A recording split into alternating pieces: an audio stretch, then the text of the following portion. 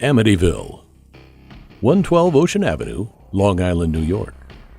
This address has forever been known for paranormal activities. Whoever will get to know the stories of this place will understand why it is considered as one of the most haunted places in the world.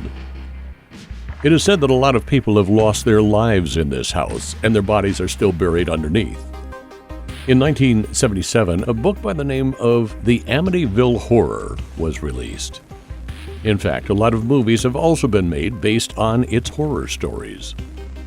Today's story is also about a true incident that occurred in that house. This story happened in 1985 when Lori and James Wilson came to live in Amityville along with their two kids, Kathy and Stuart. The Wilsons were getting this house at a throwaway price. So despite knowing about the paranormal activities, they decided to buy that place. But they were aloof of the fact that their happiness was soon to be turned into the biggest nightmare of their lives. It had just been a few days since they moved in when the youngest member of their family, Stuart, started to get sick. Some days he would have a high fever. Some days he would have a really bad headache. On the other hand, Stuart's older sister, Kathy, would feel someone's presence in her room. Despite a functioning heater, it would be weirdly chilly in the room.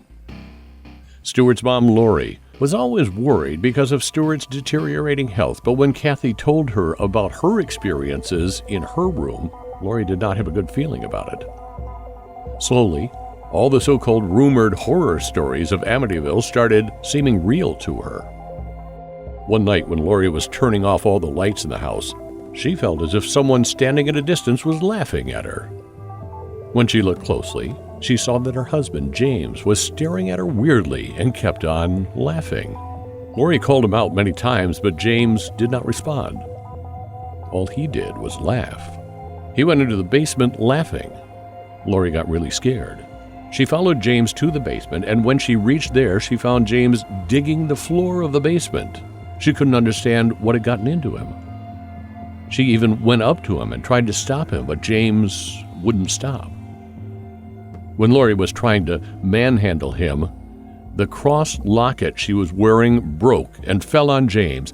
The moment that cross touched James, all the stuff in the basement started to shake, and suddenly she heard someone screaming loudly.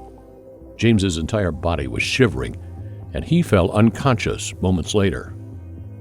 Lori called Kathy, and the two of them took him to his bedroom. Lori had understood that what she saw was the result of an evil spirit in the house. The next night, after everyone had gone to sleep, Lori once again went to the basement and started digging the floor.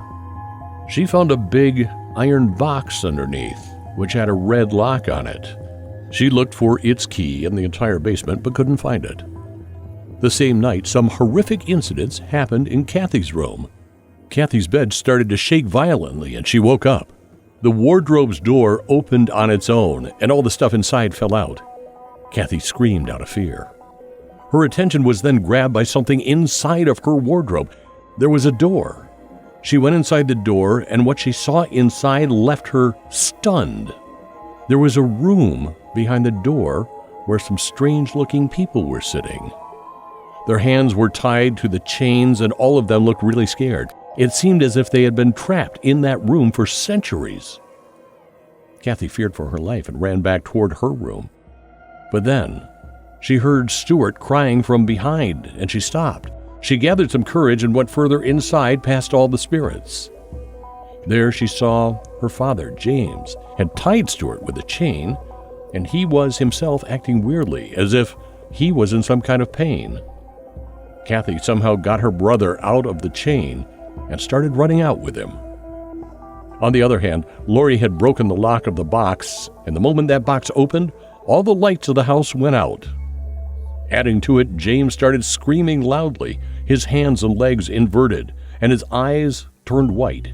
He ran to grab Kathy and Stuart, but the two kids ran to their mother in the basement. They had locked the door from inside. James started banging the door like crazy. Lori found a rifle and bullets from colonial time. Along with that, she found some photos. In the photos, there was a man who had priest written before his name, was shooting people tied up in chains.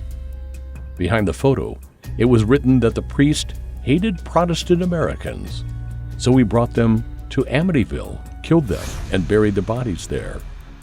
That's when James broke in and scared Lori, picking up the rifle and fired at her husband to save her children.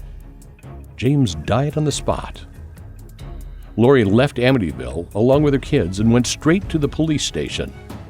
Because Lori's fingerprints were found on the rifle, the court found her guilty on the count of murder and sentenced her to life imprisonment. Kathy and Stuart were sent away to their grandmother's custody. There are many such horror incidents in Amityville.